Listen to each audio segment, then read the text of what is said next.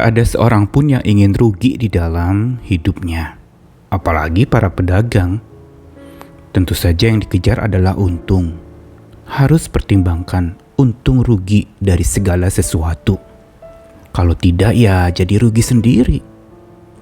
Dan karena tidak dapat menerima kerugian itu, maka seseorang berjuang habis-habisan untuk mengejar untung dengan segala cara, bahkan menghalalkan segala cara. Padahal sebenarnya untuk kita bisa menerima kerugian itu butuh upaya yang sangat kuat. Karena tidak semua orang mau rugi, jadi sulit untuk terima kerugian. Namun pertanyaan lebih lanjut adalah kapan seseorang bisa menerima kerugian itu? Pertama, tentu saja bila dia sudah tidak dapat berbuat apa-apa lagi, mau tidak mau ya dengan terpaksa lah terima bahwa dia mengalami kerugian. Tapi ada alasan kedua yang membuat seseorang itu dapat menerima kerugian yang dia hadapi atau yang dia alami di dalam hidupnya, yaitu dia menemukan sesuatu yang jauh lebih bernilai dan jauh lebih menguntungkan dirinya. Sehingga dengan demikian, karena dia mendapatkan atau dia melihat di depan mata itu ada satu keuntungan yang melebihi segala sesuatu, maka kerugian yang dia alami hari ini itu adalah kerugian yang dapat dia terima. Mau belajar bagaimana menerima rugi supaya dapat untung?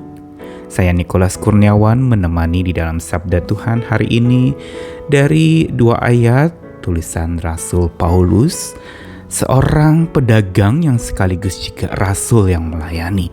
Filipi 3 ayat 7-8. Tetapi apa yang dahulu merupakan keuntungan bagiku, sekarang kuanggap rugi karena Kristus. Malahan segala sesuatu kuanggap rugi karena pengenalan akan Kristus Yesus Tuhanku lebih mulia daripada semuanya.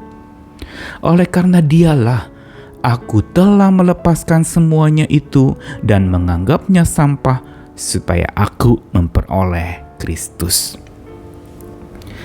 Sebagai seorang pedagang, Rasul Paulus tentu saja mengerti yang namanya hukum dagang dan hitung-hitungan di dalam memulai usaha. Pasti dia juga akan memikirkan bagaimana untung ruginya. Dan tentu saja wajar bila sebagai seorang yang berdagang menginginkan keuntungan. Begitu pula Rasul Paulus.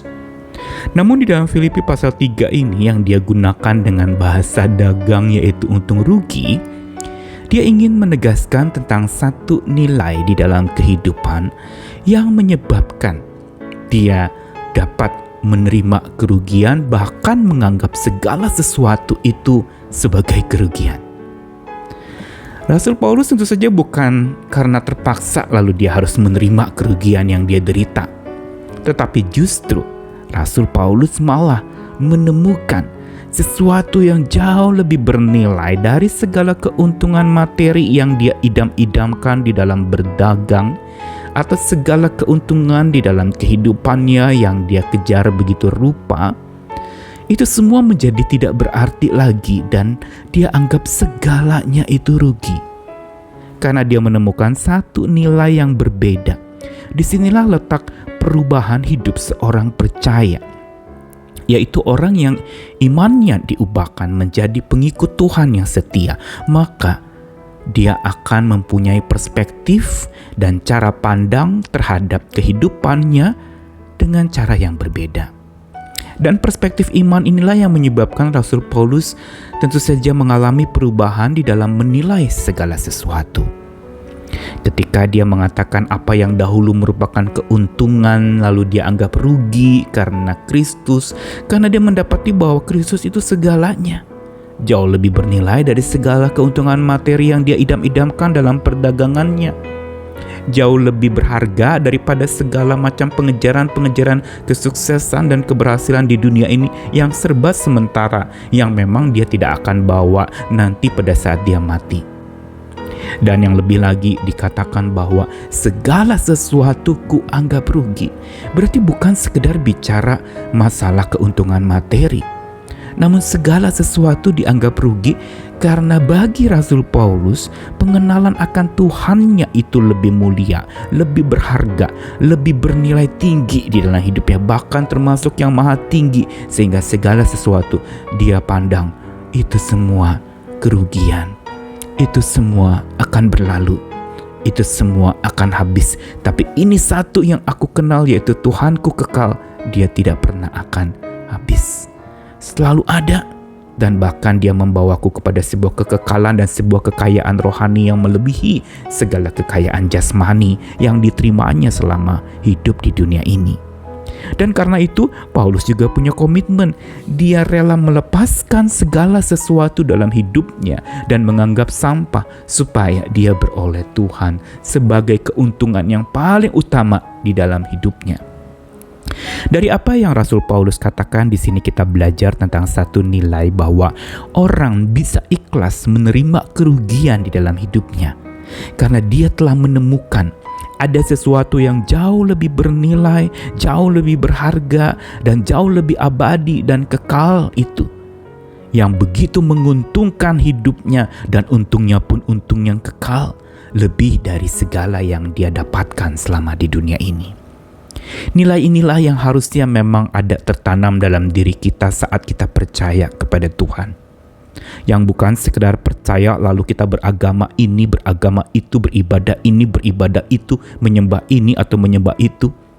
Tapi sebuah nilai di mana memandang sesuatu, untung rugi itu bukan bicara materi atau apa yang dia dapatkan atau apa yang dia lepaskan, tetapi lebih dari itu, siapa yang mendapatkan dia, siapa yang tidak pernah melepaskan dia, itulah yang berharga. Itu yang dimiliki oleh orang percaya, yaitu bahwa kita mungkin bisa mengalami kerugian di dunia ini, tapi keuntungan bersama dengan Tuhan itu selama-lamanya. Kita bisa saja mengalami yang namanya habis-habisan dan bangkrut di dunia ini, pendapatan berkurang dan kita kehilangan pekerjaan.